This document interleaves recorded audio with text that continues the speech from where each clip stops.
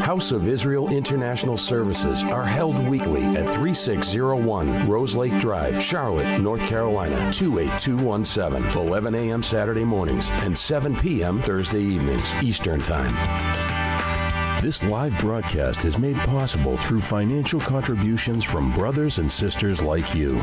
Your financial support is greatly appreciated. Thank you. Motivating. Inspiring,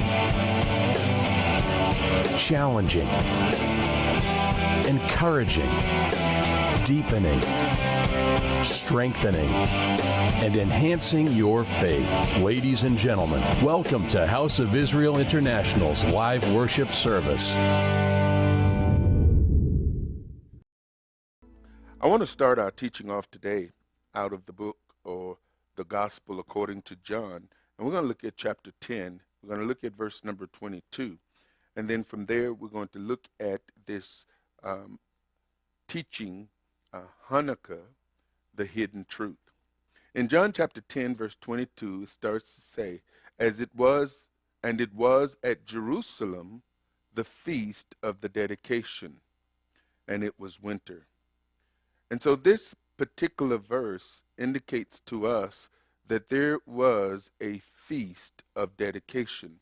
Now, this feast of dedication is known by many today as Hanukkah. And so we're going to address these particular issues, these questions, as well as additional questions we're going to answer in this teaching tonight. One, is Hanukkah a biblical feast? The answer to that is the term Hanukkah is biblical.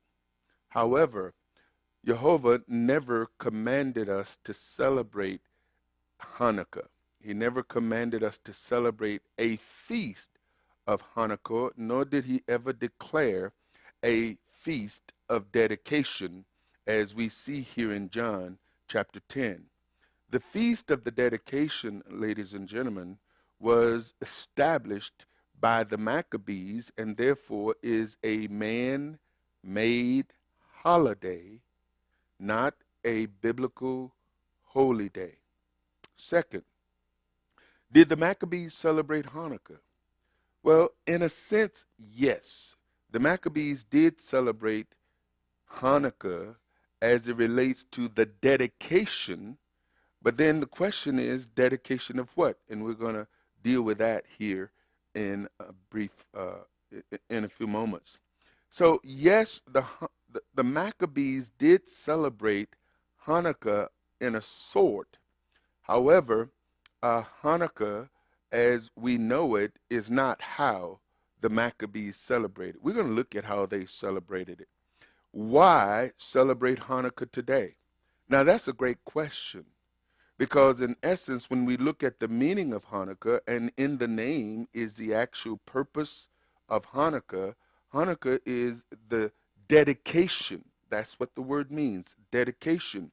And the question is, dedication of what? It's the dedication of an altar. And so to celebrate Hanukkah is to celebrate the dedication of an altar. What altar? We're going to look at that and determine whether or not Hanukkah is something that we should celebrate, but understand that Hanukkah can be celebrated by those who choose to. Hanukkah celebration is not anti-scripture, and celebrating Hanukkah or not celebrating Hanukkah is not against scripture. What is the Festival of Lights? The Festival of Lights is another name that is given to Hanukkah.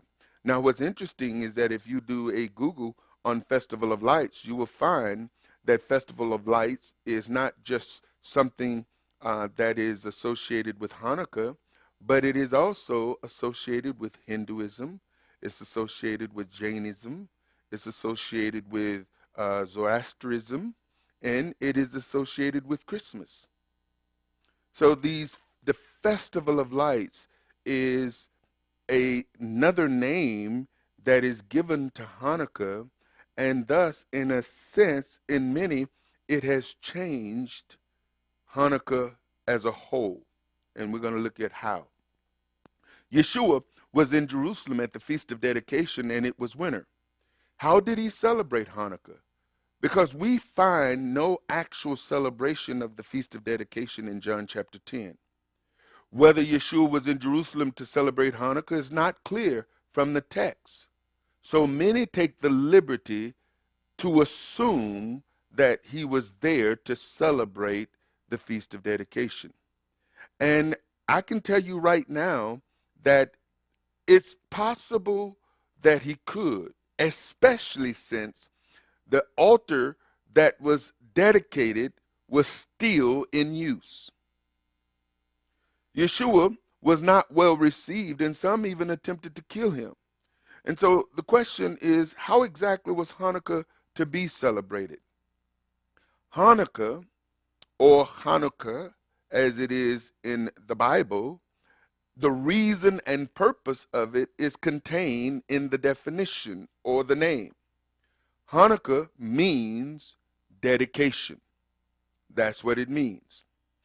Hanukkah, according to the Hebrew, is dedication, consecration. It is used as the word dedication 6 times and the word dedicating twice. Hanukkah specifically is associated with the dedication of the altar that the burnt offerings and other sacrifices made by fire would be offered to Jehovah. So now we know what the Feast of Dedication is. The dedication of the altar. The dedication of the altar, Hanukkah, is first mentioned in Numbers chapter 7. But the instruction for it is given in Exodus 29. There are, in fact, 3 Hanukkahs, or 3 dedication of altars in the Old Testament, what is known as the Tanakh. Moses is given instruction for consecrating the altar of the tabernacle for 7 days.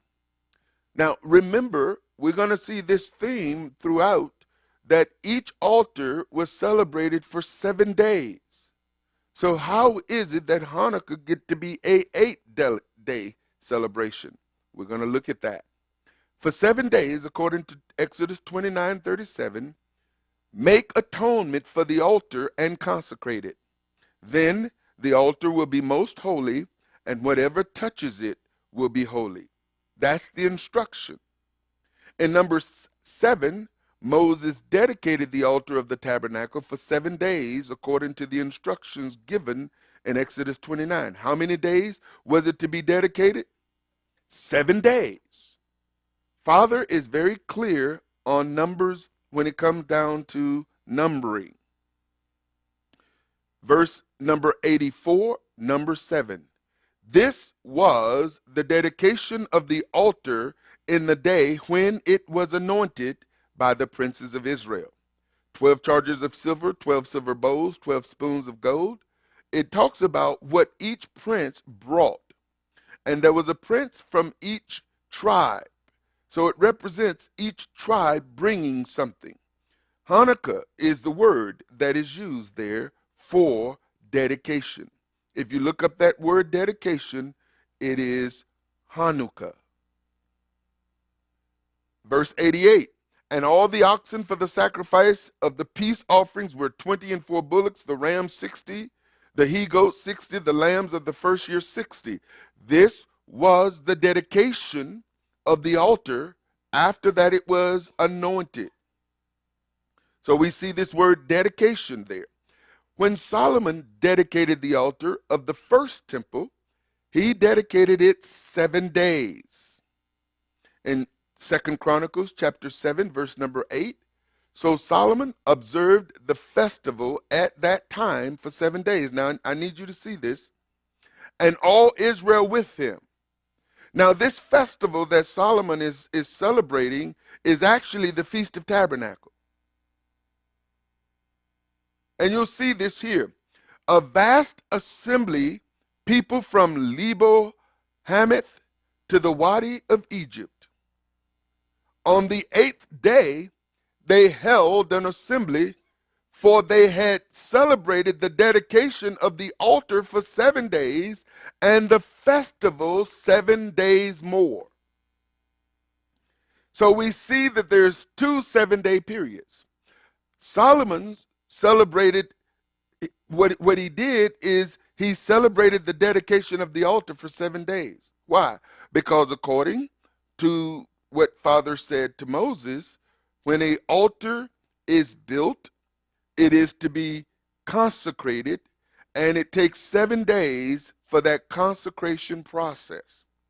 But then what we find here is that when Solomon finished building the temple, it just so happened to be in the 7th month, which is the month of Tabernacle. And so they celebrated the dedication of the altar for 7 days, and then the Feast of Tabernacle began.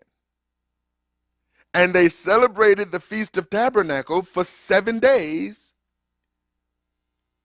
which is what it says here. And that word dedication again is Hanukkah. So we see Hanukkah associated with the altar with Moses. We see Hanukkah associated with the altar with Solomon. In verse number 10, on the 23rd day of the 7th month, he sent the people to their homes, joyful and glad in heart, for the good things the Lord had done for David and Solomon and for his people Israel. So let's go look again.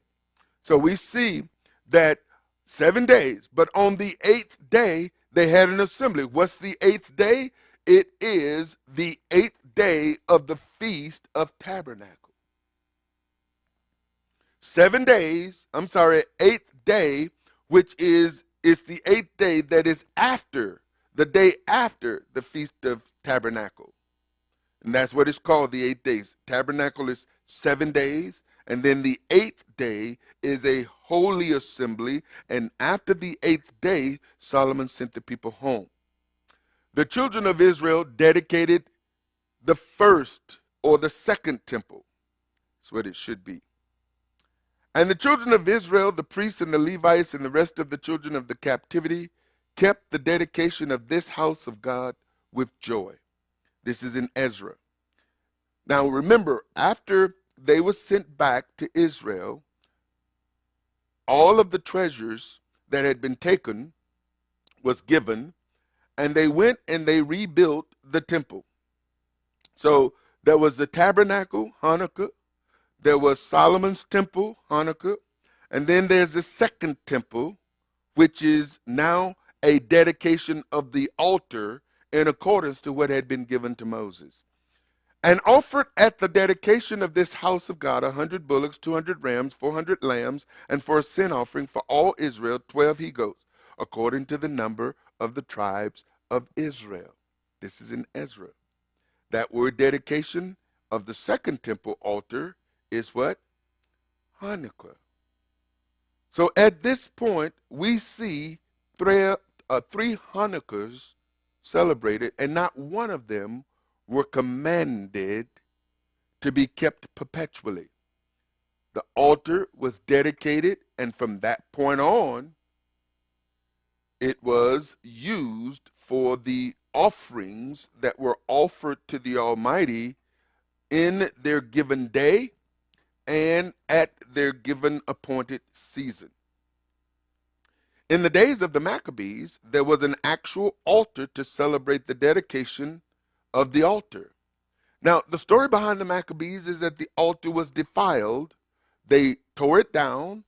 They built a new altar. And then, of course, they had to do what? Dedicate it. They had to Hanukkah it.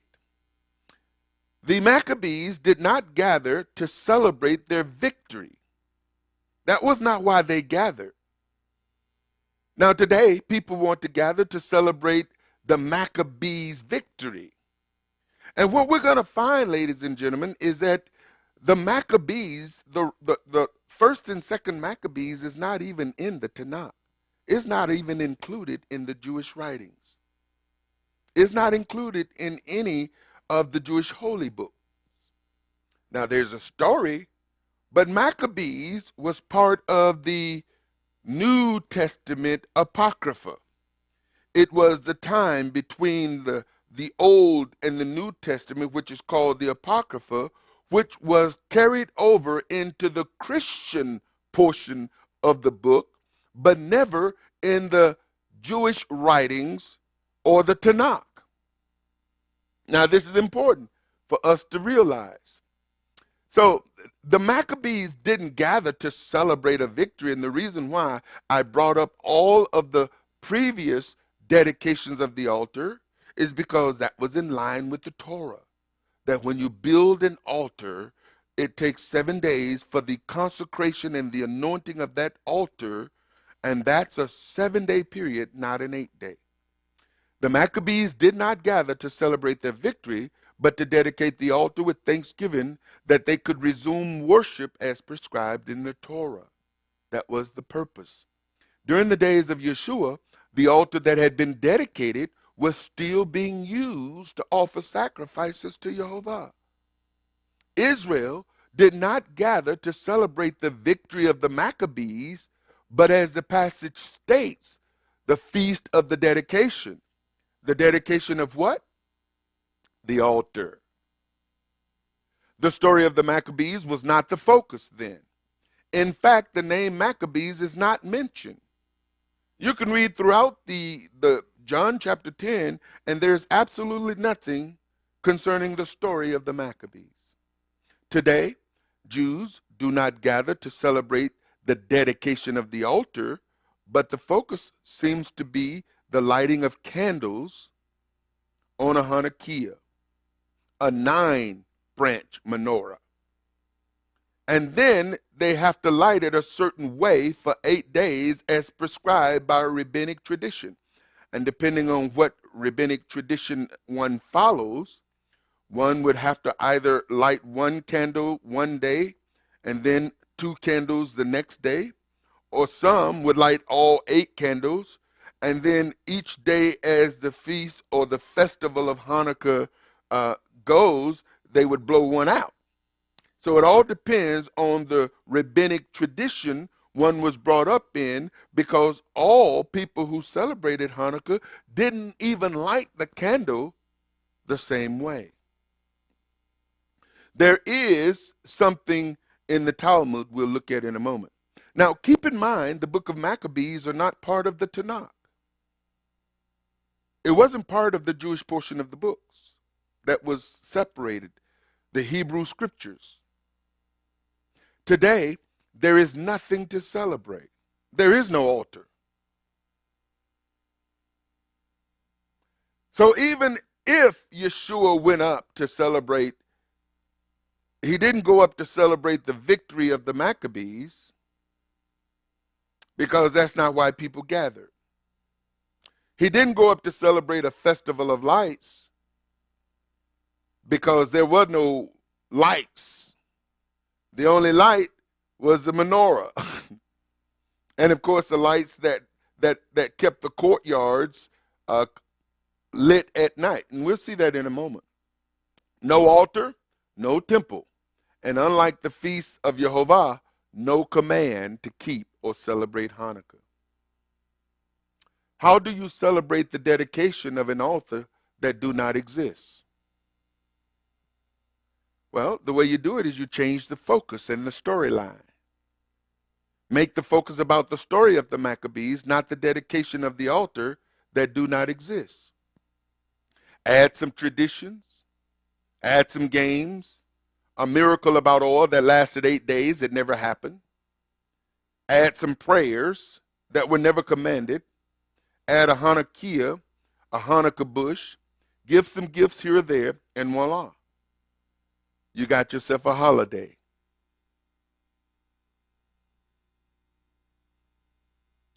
Here's what the Babylonian Talmud, Tractate Shabbat, Folio 23a says. Moreover, since we pronounce a benediction, who sanctified us by his commandments and commanded us to kindle the lamp of Hanukkah. Now, this is what is being taught Jews in synagogues and in yeshivas. that they were commanded to light the lamp of Hanukkah.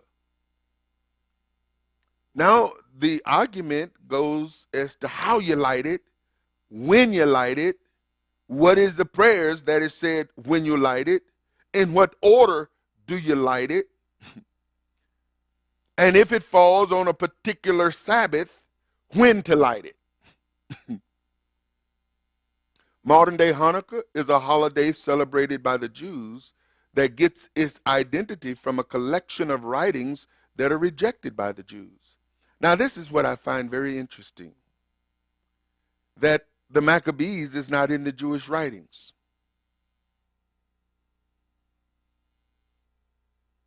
Maccabees is part of the Apocrypha, and the Apocrypha was part of the New Testament books.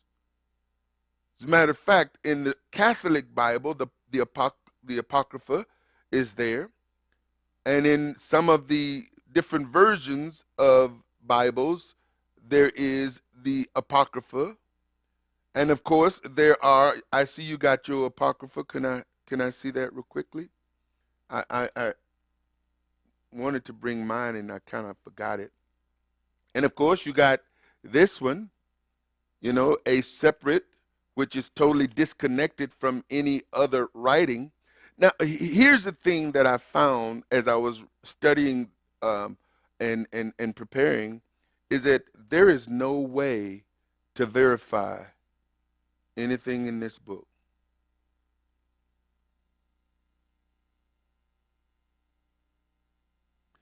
And I wonder very, very, very seriously if that was the reason why it was removed. Because it was part of, and then it was no longer part of. And we're going to find that second Maccabees seem to conflict with first Maccabees. And I'll point that out to you. Now, the other thing that I want to point out to you is not all Jews celebrate Hanukkah. You would think that, hey, it's a Jewish holiday, all Jews celebrate it. Well, many Jews celebrate it, but not all Jews celebrate it. According to Ashdod Karaite Rabbi Eliyahu Daba, there's a December dilemma for Israeli Karaites. They don't celebrate Hanukkah because the saga of the Maccabees is not mentioned in the Bible. And so he writes, so when that holiday comes around, Daba explains, our children feel like outsiders. This forces us to make compromises which take the form, for example, of lighting of Hanukkah candles in some Karaite homes. Now, the pressure that Karaites in Israel face is very similar to the pressure Christians today who don't celebrate Christmas face. If you are a Christian going to church who have a problem with Christmas, and especially recognizing that the Christmas tree is pagan, for an entire month from Thanksgiving to the end of the year, a Christian goes into a church and have to look at that pagan symbol while they're trying to worship in the so-called house of God.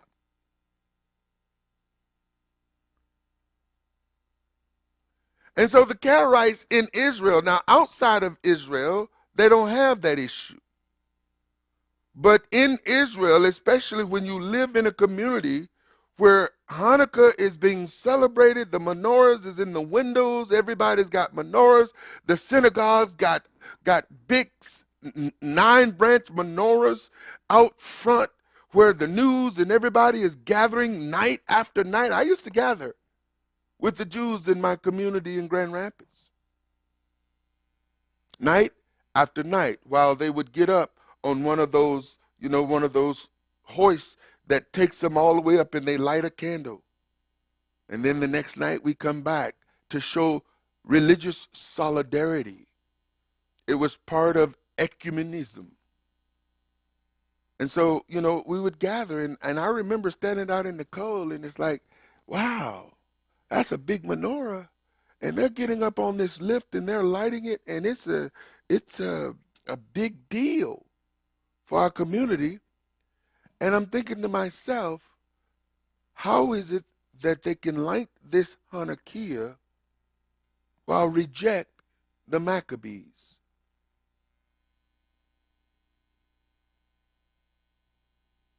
The book of Maccabees is not part of the Tanakh. The book of Maccabees are not included in the Tanakh, but celebrated by Jews. This really doesn't make sense. The defilement of the altar. Let's get to the root of it. In 1 Maccabees, now the 15th day of the month Kashlu. Now Kashlu is today known as Kislev. Kislev is the 9th month. Keep that in mind. It's the 9th month. The 15th day of the month Kashlu in the 145th year, they, Antiochus, set up the Abomination of Desolation. Now, Yeshua comes along later and says the Abomination of Desolation that is to come. We'll deal with that in just a moment. They set up the Abomination of Desolation upon the altar and built idol altars throughout the cities of Judah on every side, and burnt incense at the doors of their houses and in the streets. And when they had rent in pieces the books of the law which they found, they burnt them with fire. And whosoever was found with the book of the testament, or if any committed to the law, the king's commandment was that they should put him to death. Thus did they by this authority unto the Israelites every month, to as many as were found in the cities. Now the 25th day of the month they did sacrifice upon the idol altar which was upon the altar of God. On what day? The 25th day of the month Kashlu, which is the 25th day of Kislev. And it just so happened that this year, the 25th of Kislev coincide with Christmas. 3 years later, after they defiled the altar, 1 Maccabees 4:52. Now on the 25th day of the 9th month, which is called the month Kashlu. See, now you see it's the 9th month, which is the month of Kashlu, on the 25th day. In the 148th year, they rose up betimes in the morning and offered sacrifice according to the law upon the new altar of burnt offerings, which they had made. Why are they offering sacrifices? We'll find out here in a moment. Look at what time and what day the heathen had profaned it. Even in that was it dedicated with songs and citherns and harps and cymbals. Then all the people fell upon their faces, worshiping and praising the God of heaven who had given them good success. And so they kept the dedication of the altar. How many days? 8 days. What was the prescribed amount of days for the dedication of the altar? 7.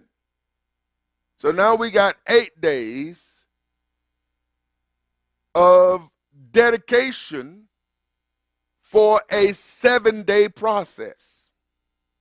Red flag. Red flag. And offered burnt offerings with gladness, and sacrificed the sacrifice of deliverance and praise. They decked also the forefront of the temple with crowns of gold and with shields, and the gates and the chambers they renewed and hanged doors upon them. Thus was there very great gladness among the people, for that the reproach of the heathen was put away.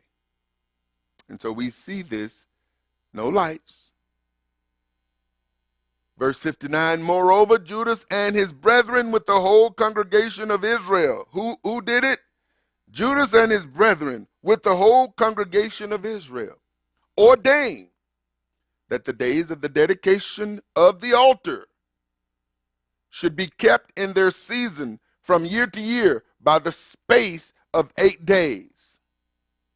Who did it? Judas and his brethren, and the whole congregation of Israel. Who gave them permission to do it?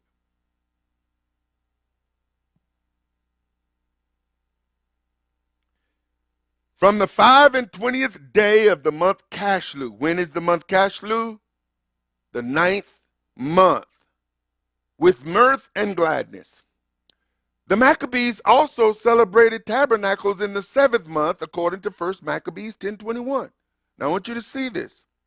So in the 7th month of the 160th year, and when was this? When they got the back? 148th year. So we go from the 148th year to the 160th year at the Feast of Tabernacle. So several years have gone by. And they're still celebrating the Feast of Tabernacles. But we don't hear anything else about the dedication. But it's safe to assume, since they made that decree, that they were celebrating. But we see that they're also celebrating the Feast of Tabernacle. Jonathan put on the holy robe and gathered together forces and provided much armor. Now, interesting, this armor, this holy robe was read it, 1 Maccabees 10, and you'll see where he got the holy robe from. The story would be over at the end of 1 Maccabees if Maccabees was only one book. But then the book of 2 Maccabees shed more light on the story of Hanukkah. And here's where it gets really interesting. Why?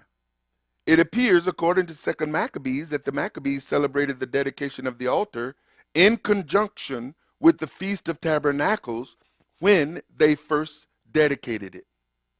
And then issued a decree that the Feast of Tabernacle should be celebrated in the 9th month. When Jehovah said Tabernacles was to be celebrated in what month? The 7th month.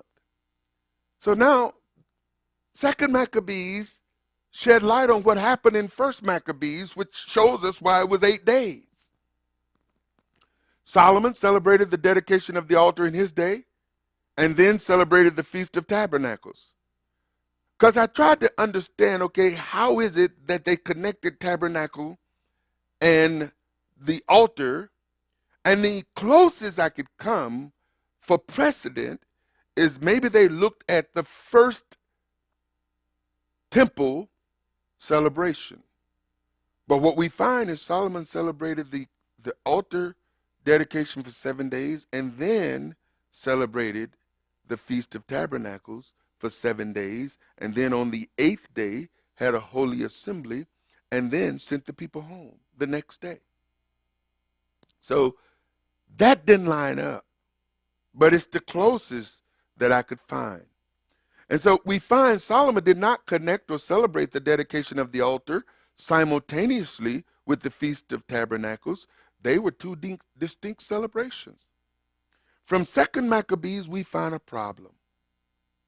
If in fact they did try to change when Tabernacles was to be celebrated in violation of what the Torah commanded, it therefore appears that 2 Maccabees or 1 Maccabees added to or took away from the Torah, thereby destroying the Torah, of which no one would be obligated to follow.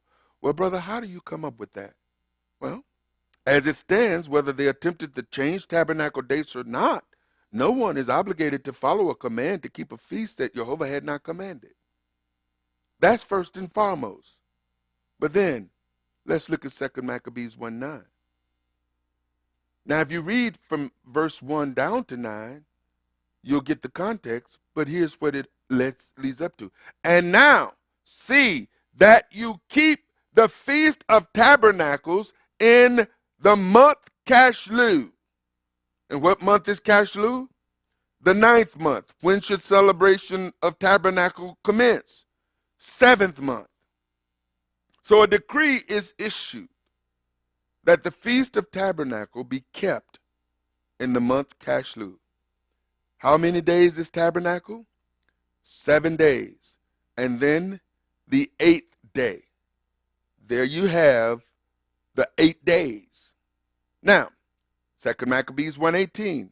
Therefore, whereas we are now purposed to keep the purification of the temple. Now look, verse 9, chapter 1, 2 Maccabees. Verse 18, 2 Maccabees, chapter 1. Therefore, whereas we are now purposed to keep the purification of the temple upon the 25th day of the month Cashlu, we thought it necessary to certify you thereof, that you also might keep it as the Feast of Tabernacles, and of the fire which was given us when Nemus offered sacrifice, after that he had built the temple and the altar. Now this goes back, way back into Nehemiah, where there's a legend that there was fire, and before the temple was destroyed, someone took fire and they hid it in a cave. And many years later, they went to that cave looking for it, but it was no fire. The fire was gone, and now there was this substance. And they brought the substance, and the substance supposedly ignited. That's the story. So how did the Maccabees celebrate the dedication of the altar? We already seen that they offered burnt offerings. The Maccabees celebrated the dedication of the altar as they would celebrate tabernacles. This is what is written. I'm not making this stuff up. 2 Maccabees chapter 10, verse 5. Now, upon the same day that the strangers profaned the temple, on the very same day it was cleansed again, even the 25th day of the same month, which is Cashlu, and they kept the 8 days with gladness, as in the Feast of the Tabernacles. Remembering that not long afore they held the Feast of Tabernacles, when as they wandered in the mountains and dens like beasts. So before they were able to celebrate the tabernacles, until the defilement of the altar, and then 3 years passed that they were going back and forth with these Greeks. So how did they keep the celebration? They kept the 8 days with gladness, as in the Feast of Tabernacle. Verse number 7. Therefore they bear branches. Now notice here what it says. The 25th day of the same month, which is what? Cashlu. They kept the 8 days with gladness, as in the Feast of the Tabernacles, remembering that not long before they had held the Feast of the Tabernacles, when as they wandered in the mountains and dens like beasts. Therefore they bear branches and fair boughs and palms also, and sang songs unto him that had given them good success in cleansing his place. They ordained also by a common statute and decree that every year those days should be kept of the whole nation of the Jews. And this was the end of Antiochus, called Epiphanes. So we see, according to Maccabees, that the dedication of the altar, which was never commanded to be kept by the people after the altar had been dedicated, have now been commanded by individuals, that this is now to be a celebration called a feast, that from now on is to be kept perpetually. Hanukkah is probably one of the best known Jewish holidays, not because of any great religious significance, but because of its proximity to Christmas. Many non-Jews, and even many assimilated Jews, think of this holiday as the Jewish Christmas, adopting many of the Christmas customs, such as elaborate gift giving and decoration. And this is coming from the Jewish website. It is bitterly ironic that this holiday, which has its roots in a revolution against assimilation and the suppression of Jewish religion, has become the most assimilated secular holiday on our calendar. Hanukkah is not mentioned in Jewish scripture. The story is related in the book of Maccabees, which Jews do not accept as scripture, and this comes from Jewfact.org. This is a website that is created and maintained by Ashkenazi Jews. The Feast of Dedication of the Altar somehow got changed to a festival of lights, totally disconnected from the dedication event that occurred in the Maccabees. And people need to know what they're doing. That's why we're doing this teaching. What they are celebrating and why they are celebrating it and who commanded it. No man can command us to celebrate a feast. The only lights lit during the dedication, I thought I changed that.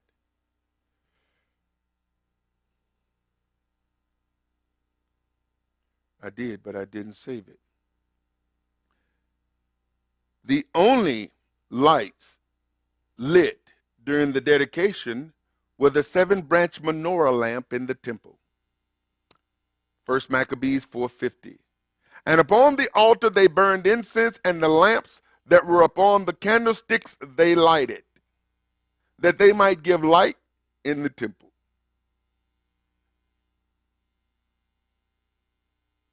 A candlestick like the one we have here. This is very similar to what we have, the 7-branch menorah. So the 7-branch menorah today, these are the type of lamps lit in celebration of Hanukkah. Now you got an 8-branch or 9-branch. So it's gone from this to this.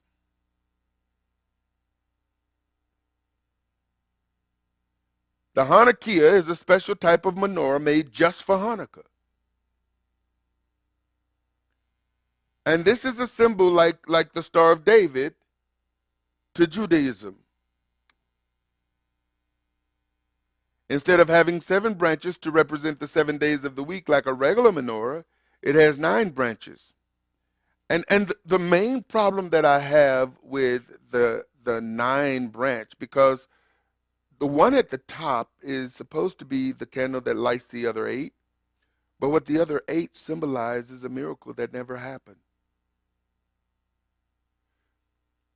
It is used to commemorate and publicize the miracle of the oil, which was enough to last 1 day, but instead lasted 8 days. Now you can read 1 Maccabees, you can read 2 Maccabees, and there is no such miracle. This is a folk tale. And this folk tale has led to a 9-branch menorah, 8 branches representing the 8 days that the miracle of oil burned when they only had a cruise for 1 day. That's the miracle of Hanukkah, a created miracle that never happened. And it's interesting that people call miracles. Some people say the president-elect is a miracle. People say, you know, and I listen to some of these folks, and I don't get into an argument with them. I don't. Because I hear them say stuff like, get out and vote. Get out and vote. And then I hear them say, God chooses who's going to be the president, and God chose this person. And then when I challenge them, well, if God chooses the president of the United States, then why do we need to vote? God's going to choose who he wants. Except when we don't get out and vote and we end up with a Democrat. Now, God didn't put the Democrat in the office. I don't get it. Do you hear what I'm saying? It's like God is in American politics and he's going to choose the president of the United States. And I say, hey, if that's the argument that you want to make, why you on me up for not voting? God has already chose who he wants.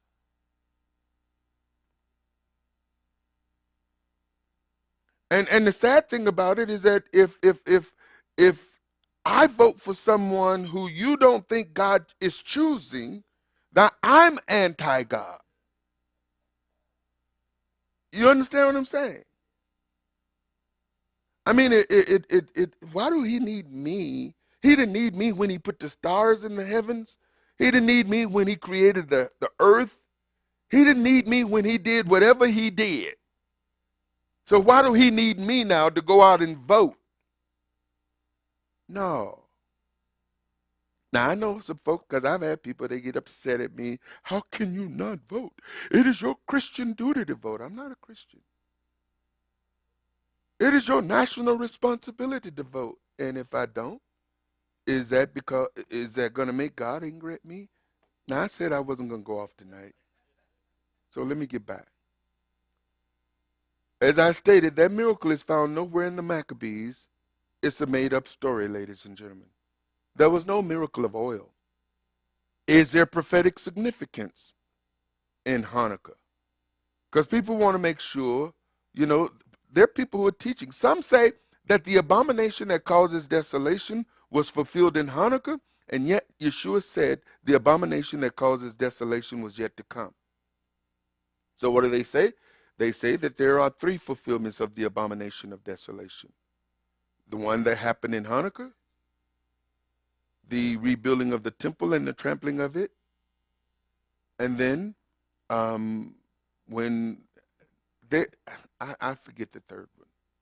But what they do say is that the second fulfillment of the abomination of desolation will come when the anti-Messiah sets up in the new temple. And so in a sense now, and all of this stuff is coming from Christianity. It's certainly not coming from Judaism, because after all, Judaism doesn't accept the Maccabees. Do you get this? If Judaism reject the book of Maccabees, where are these prophecies coming from? Because according to Judaism, by rejecting the book of Maccabees, the abomination that causes desolation that is spoken of by the prophet Daniel has never even happened yet. Do you get this? So when we connect these dots and people think, well, we're celebrating Hanukkah in keeping with the Jews, what you're celebrating is a Jewish holiday. Like it's a biblical requirement. Lighting 9-branch menorahs with dreidels or dreidels, eating, Hanukkah desserts.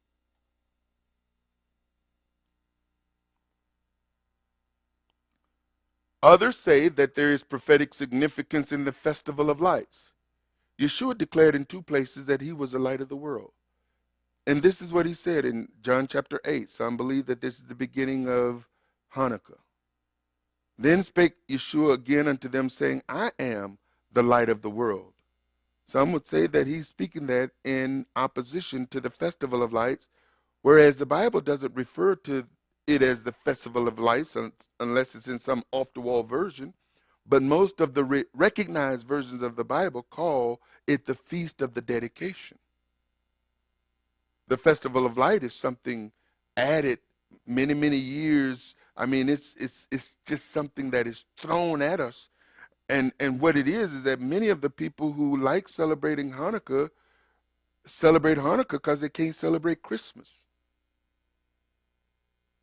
And at least we can get something in December.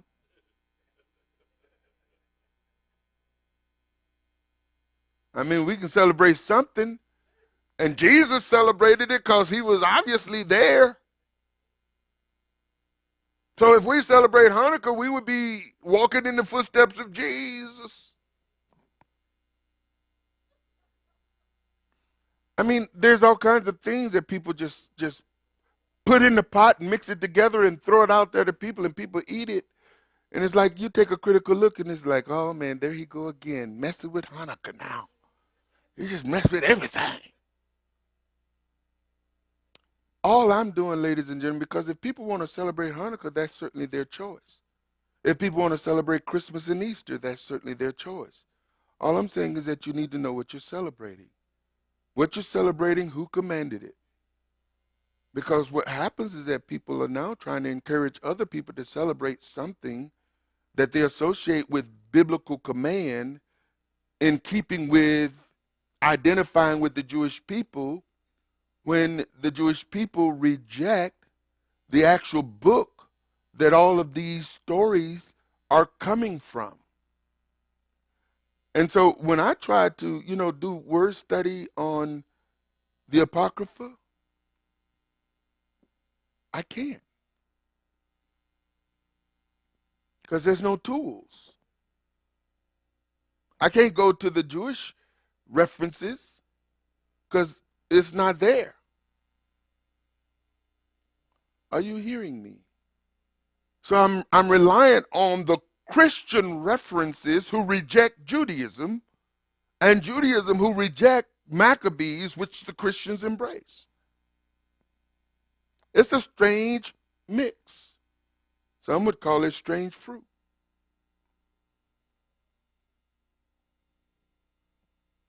Yeshua says, I am the light of the world. He that followeth me shall not walk in darkness, but shall have the light of life. As long as I am in the world, I am the light of the world.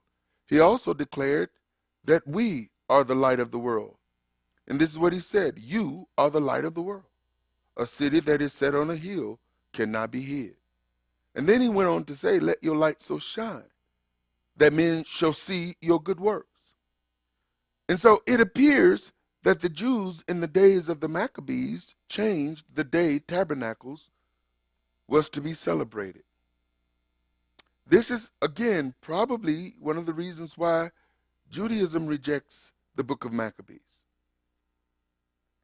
It's probably one of the reasons, and I can't point concretely. Here's what I know.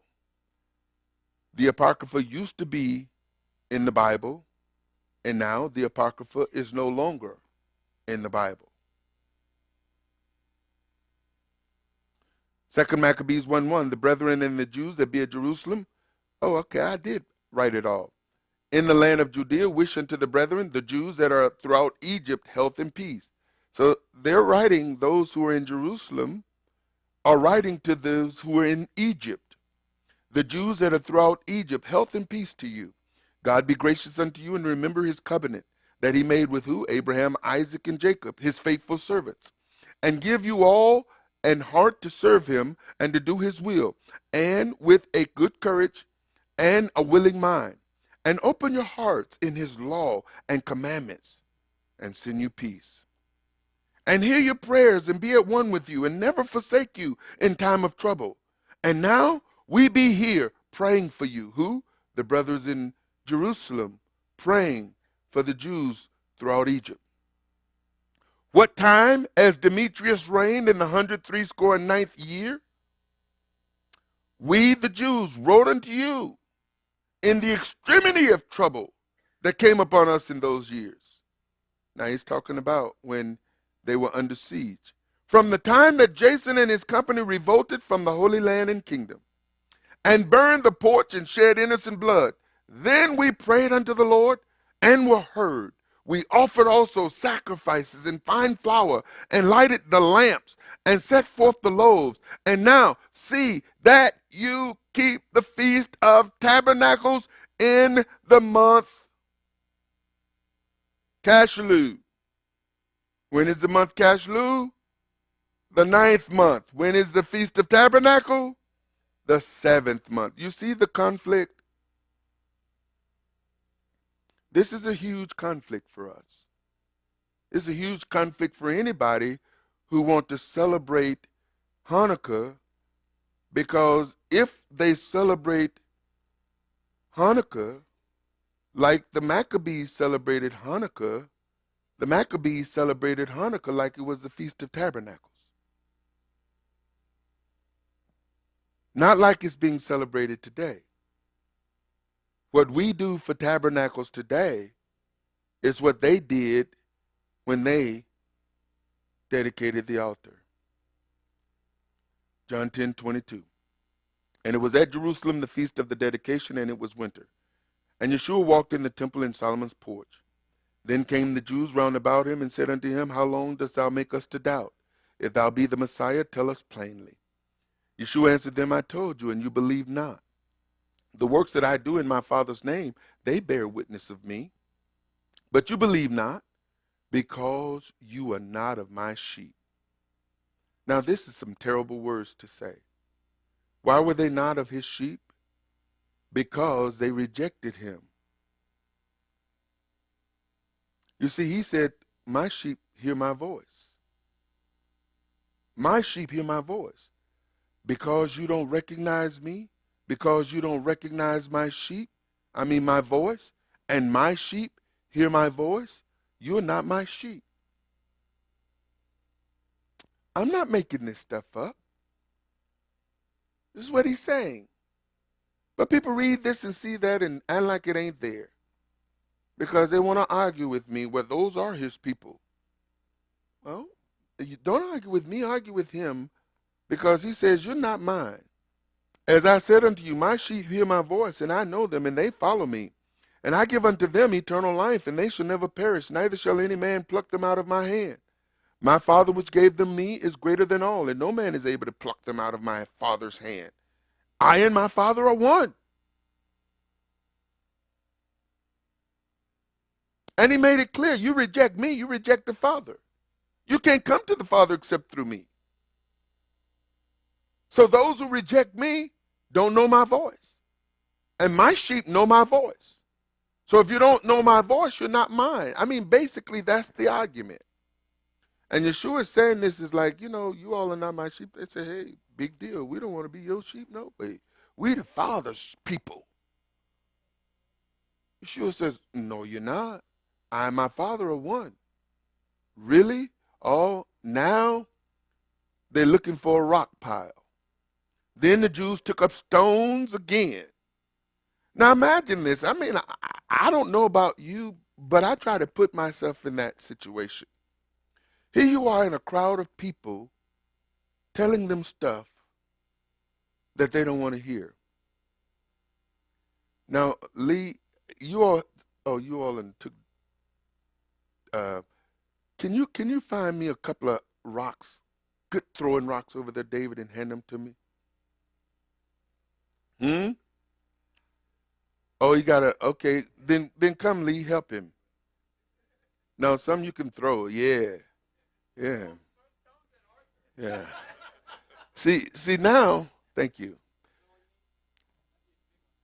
No, don't give me the big one because I can't set it down on this. Now, the Bible says, then the Jews took up stones again to stone him. Now, imagine, and I try to put myself in Yeshua's shoes or sandals at that moment, being surrounded by people with rocks in their hand, knowing I'm the target.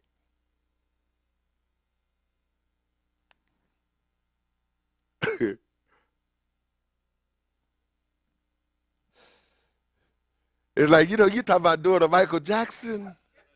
You be trying to back paddle. It's like, hold on, bro. Hold on.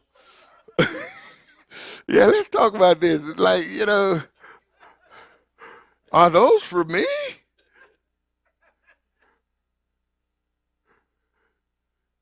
Pretty soon you be thinking about what's that prayer they pray on Yom Kippur?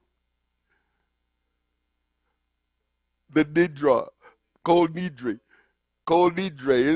It's like, forgive me, Lord. But hey, I ain't with him.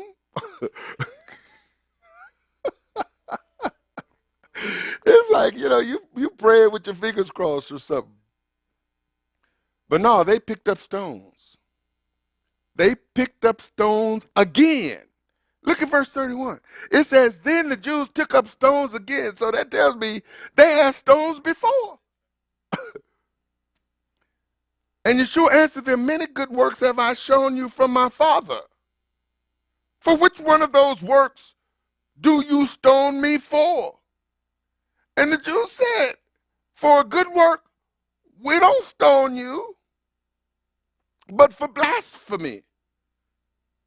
And because that thou being a man maketh thyself God. Yeshua answered them, is it not written in your law? I said, ye are gods. It's like, am I saying something that is not written? And I know when they heard that, it's like, this guy, he ain't with us, but he sure know them scriptures.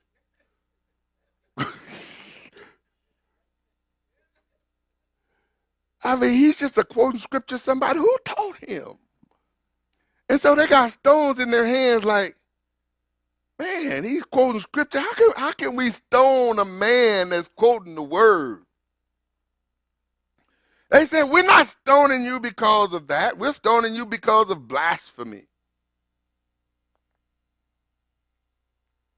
If he called them gods unto whom the word of God came, and the scriptures cannot be broken, say you of him whom the Father has sanctified and sent into the world, thou blasphemest, because I said I am the Son of God?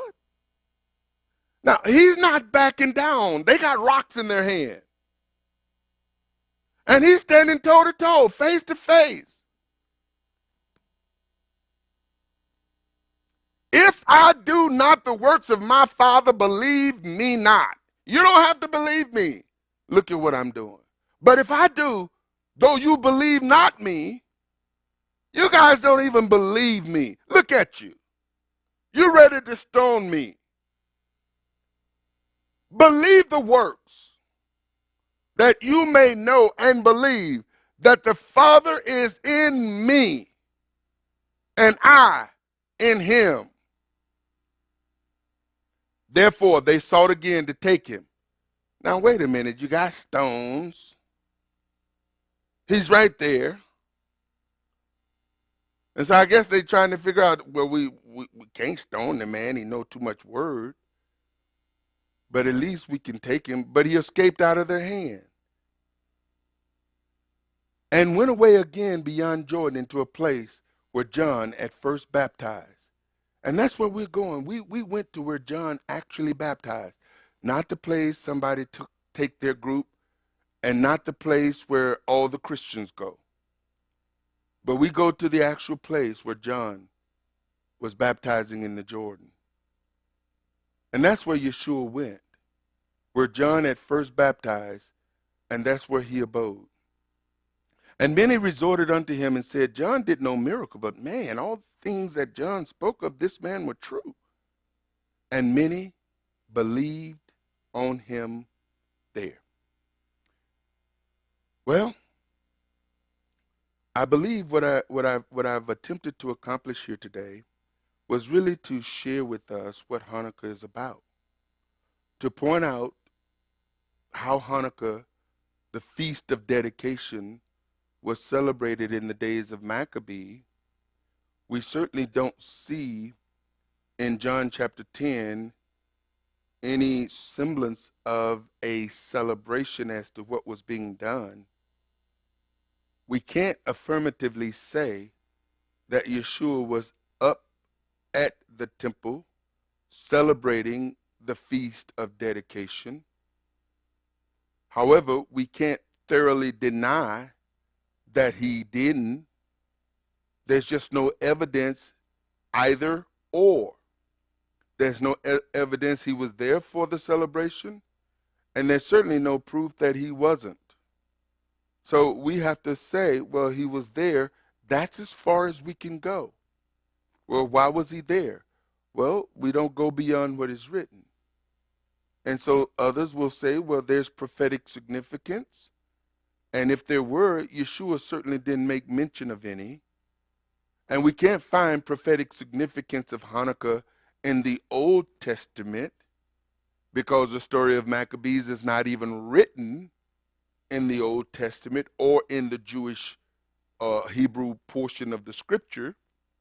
So if there was some prophetic significance concerning it, it would be New Testament prophetic based on what is written in John and then what is written in 1st and 2nd Maccabees, where 2nd Maccabees seems to contradict 1st Maccabees or shed light on 1st Maccabees to indicate that it appears that the Maccabees issued a decree that the Feast of Tabernacle now is to be celebrated in the 9th month, when in fact Jehovah said it was to be celebrated in the 7th month. So we got some issues. We have some conflicts. And the question is how do we reconcile those? Here's one thing's for sure. Are we commanded to keep Hanukkah? No. Affirmatively, no. Is there something wrong with celebrating Hanukkah? Well, it all depends. I would say no if one is going to do it like Maccabees, but if one do it like Maccabees, then they would have to do what is done for a tabernacle. You would get boughs and goodly branches and palms, and you would wave and shake and do what was done during the Maccabean time. So there is still a lot of confusion, and I hope today that I've cleared some of that up, so at least people will know the hidden truth. The hidden truth is that the Feast of Dedication is not commanded by Jehovah, and that the way it was celebrated by the Maccabees was just like tabernacle, and it appears that the Maccabees and all of the congregation attempted to move tabernacle from the 7th month or to the 9th month, or they would have 2 tabernacles during the course of the year.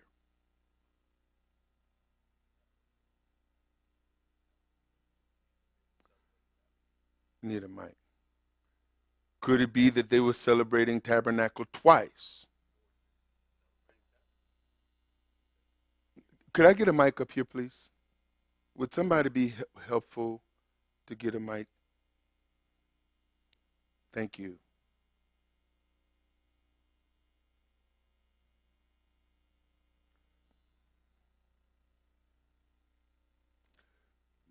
In all that you just elaborated on,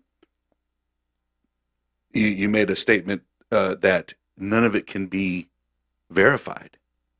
It's just there in the Apocrypha. So could it be that they were actually celebrating tabernacles and just the translation over the years has gotten mixed up? Well, it is clear to me, one, that if I look at Torah says that an altar dedication is 7 days. It is also clear that according to the Maccabees, they were celebrating tabernacle in the 9th month. They were celebrating tabernacle in conjunction with the dedication of the altar, which stretched it from a 7-day dedication to a 8-day celebration. So it is clear that they were celebrating tabernacle, or they were celebrating in the manner of tabernacle during the dedication of the altar while celebrating tabernacle at the same time, according to this book. There's no proof. I'm only going by Hanukkah, the celebration of Hanukkah. The only reason why there is a celebration of Hanukkah as we know it is because of what is written in this book. Now, the question becomes, well, how did it get to be part of a Jewish holiday? I mean, that's a legitimate question, and I've got my theories, but I don't want to elaborate on my theories because I have searched some of that out, but I have not come to a definitive conclusion yet. So here you have Jews celebrating Hanukkah and Messianic celebrating Hanukkah. You have Karaite Jews who reject the celebration of Hanukkah, except for those who compromise in the land of Israel so that they can appease their children. And so we have a celebration that if you were to put them side by side, you would definitely see the symbolism that is associated with Hanukkah, that I can say, that's the same kind of symbolism that is associated with Christmas. There's the menorah and there's a Hanukkah bush.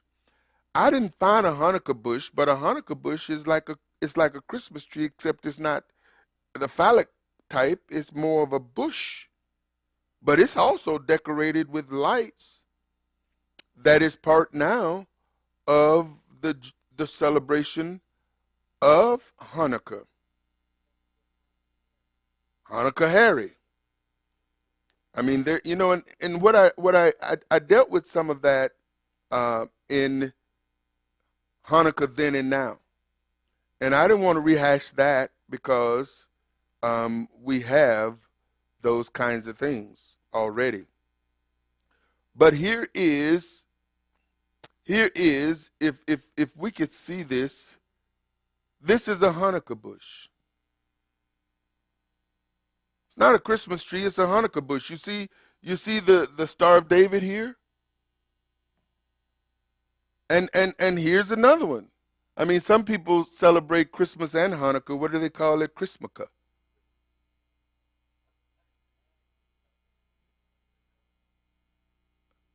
Here's another Hanukkah bush. I mean, they are various in kind. People have their I mean, it's all kinds of stuff out there, ladies and gentlemen. And so and then again, people say, well, wait a minute. Well, let's look at, how we got, the Christians got Santa Claus.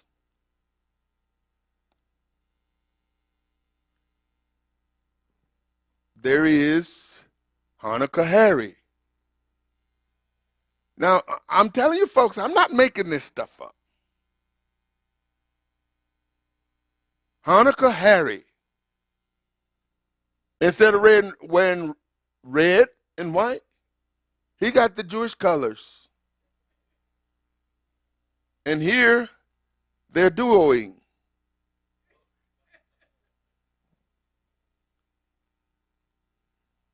They done teamed up.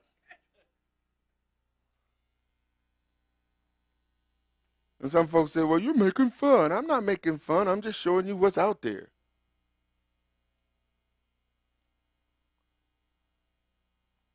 Are you with me? So you got the Hanukkah bush, you got Hanukkah Harry, and it's competing with Christmas in December. Except one is Christian, the other is Jewish. Any other questions or comments?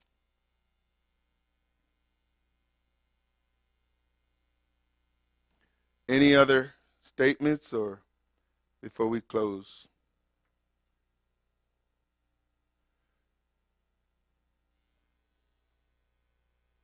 Going once.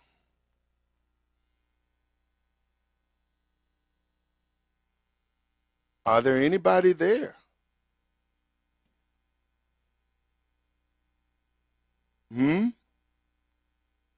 What'd you say, David? You can't give nothing and you can't get nothing.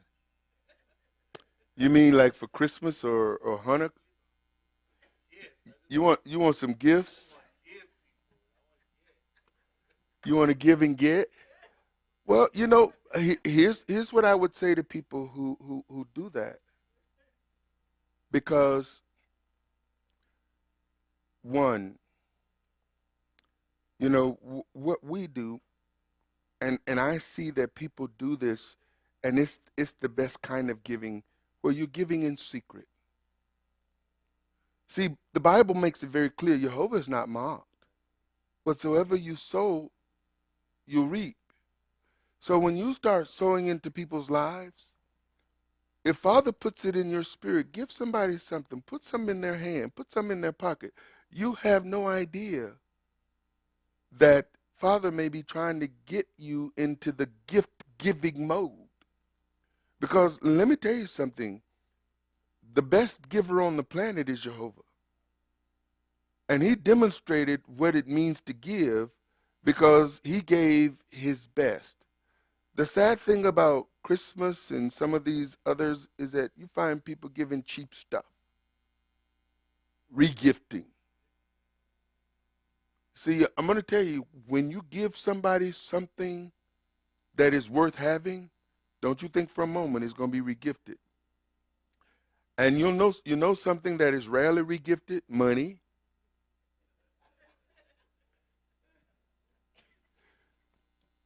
And see, people say, well, when you give money to people, it don't require a lot of thought. Well, I put the thought on them. Because I'm going to tell you something, unless I say specifically, I need such and such, then if you bring such and such to me, then you have met a particular need. Now you say, well, I can't afford such and such, but here, hopefully this will help you. Well, if it's something that is not even close to such and such, it's like, what am I going to do? I don't need another tie. I don't need another pair of shoes. Don't need another house coat. I don't need another, you hear what I'm saying? And so when you give people stuff that they can't use, you know what ends up happening? They don't use it. So I say in my heart, it's like, you know what? I can give you something that you can use to get what you can use. That's just me. And it takes all of the, you ever searched and searched and searched and you bought something for somebody and you gave it to them and you see it on their face. Thank you. You've had that look on your face? And you be wanting, and it's like you be wanting, do you still have a receipt?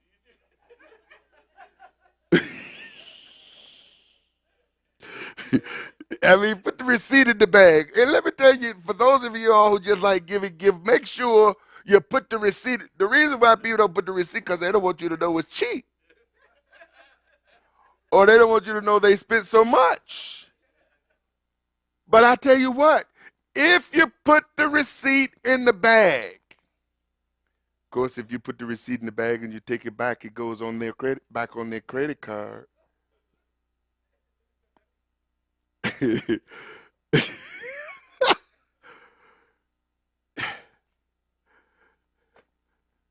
I wish I could help you. Cash is always a good gift. I've not met a person yet who had a problem with cash. Yet. No regifting, nothing. Hallelujah. Well, ladies and gentlemen, we're going to call it a night now, and we're going to give you an opportunity to give. And I do want to say, I know I've said some stuff that have bothered some people. I haven't tried to bother anybody. I've said some stuff that has upset some people. It's not my goal to come here and upset people. I have received feedback that at times it seems as if I've preached like I was angry. And I have to say that there were times when I was feeling frustrated because things that are being done and things that are being said and watching people, lives being affected and put in disarray because of stuff other people have done, I've taken some things seriously. And as a result of taking those things seriously, have allowed my passion to come out angrily. And I've had to repent. I've had to really take inventory of the things that I've allowed in my heart. And it reminds me of how human I still am. Because, certain things that can cut you so deep, it's very difficult to just shake it. And ladies and gentlemen, I have been preaching every Sabbath and every Thursday now for going on 5 years. I mean, every. As a matter of fact, I haven't missed. The only time I've missed preaching is when we missed Thanksgiving last year, and I dare say, I'm still. Let's take a census, because I can very easily take next Thursday off. I really could, and I know the staff. They've already told me that whatever you decide, and so some feedback. Those of you who are joining us, if you can just, I would love to have a break, but I don't need a break. I'd love to have one. So, we can be here next Thursday. We can start on 1 Peter, or we can wait until the Thursday after and start on 1 Peter. But, it's in you all's hands.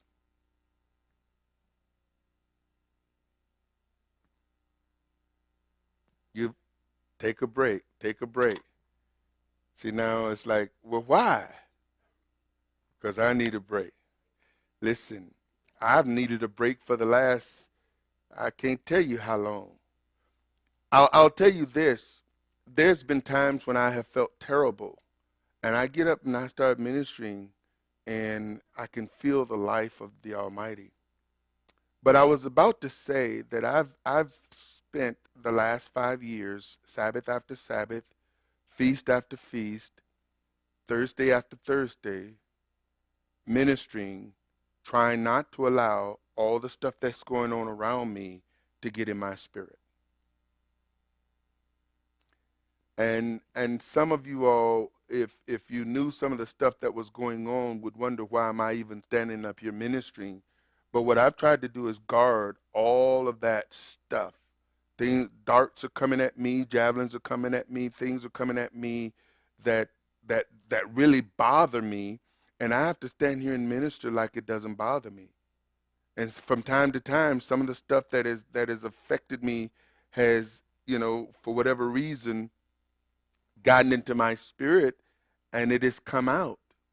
And there's been times when I've been feeling things have come out, and as a result, I've had to repent from some things, because the last thing I want to do is stand here and preach angrily, on top of ministering something that is already difficult for people to deal with, dealing with subject matters that is already hard for people, and then to be wrestling with stuff personally and trying to teach and preach as if it's not bothering me.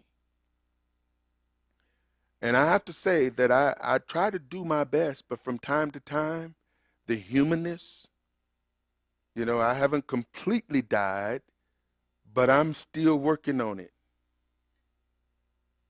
Amen. Somebody. And so, again, I'm trying to do my best, being true to the scripture. And so I've stepped on some toes, not intentionally. I've taught some things that people haven't liked hearing, not because I want to, but because I'm compelled to, and I'd much rather upset people than to upset my Almighty, because He's the one who gives me life and sustains me. I've had to teach some hard truths, and as a result of it, people have said, you know what, I can't hang out with you anymore. I can't support you anymore.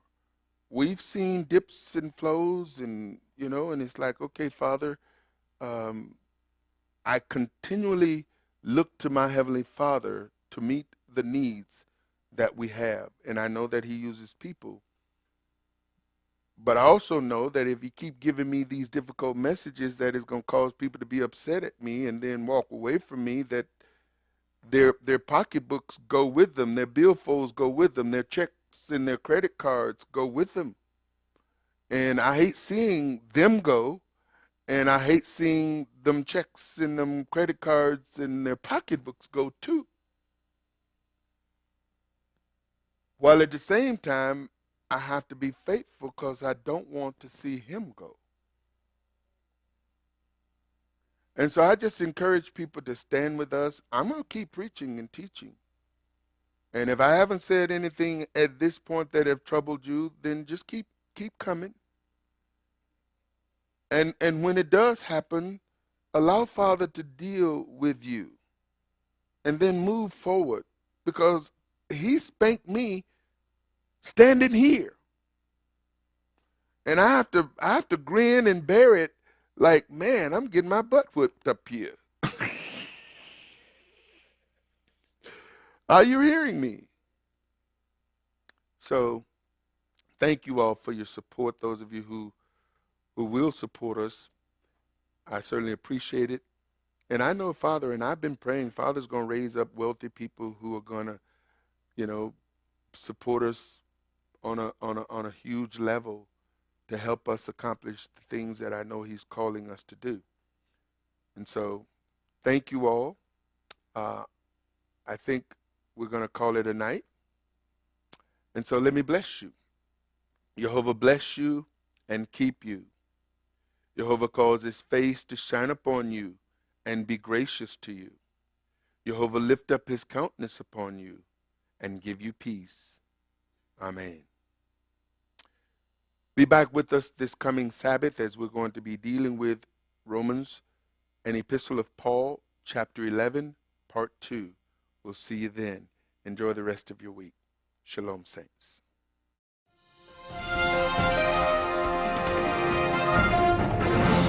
Shalom, saints.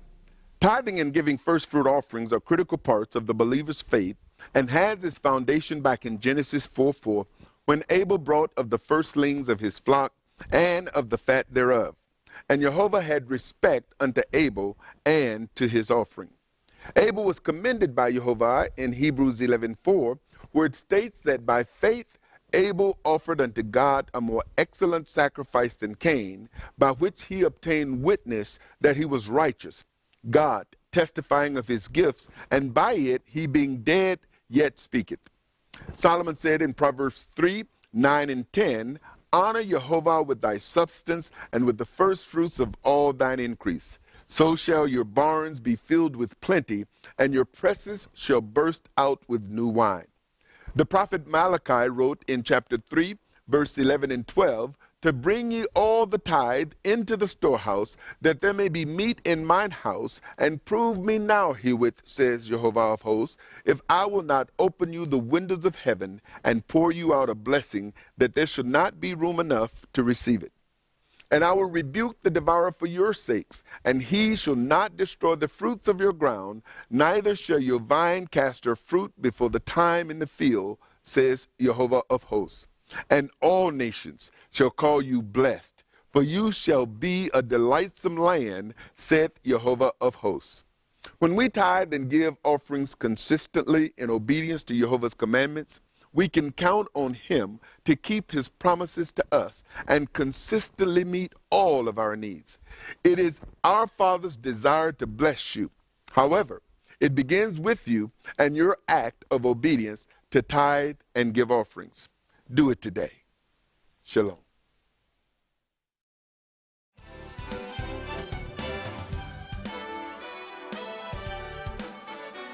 For more information, visit www.arthurbaileyministries.com or call 888-899-1479.